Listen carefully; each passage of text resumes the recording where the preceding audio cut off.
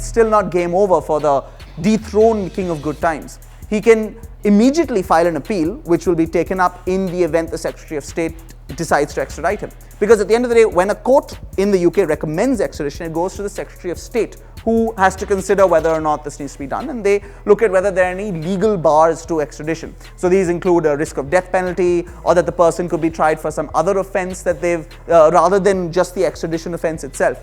Or that this is a matter of sort of a political witch hunt or something like that. This is a factor which can be looked at.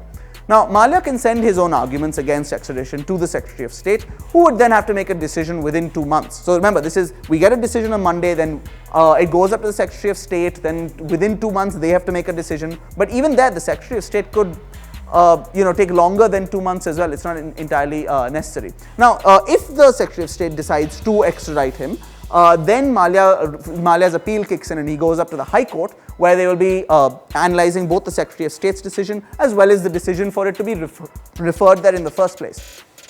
Now, let's assume that the High Court also upholds the extradition process. And again, remember, this is several months, perhaps even a year or two down the line.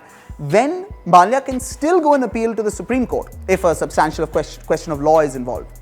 So, what the main takeaway here is there's a long way to go in terms of months, if not years, before any decision to extradite Mallya becomes final.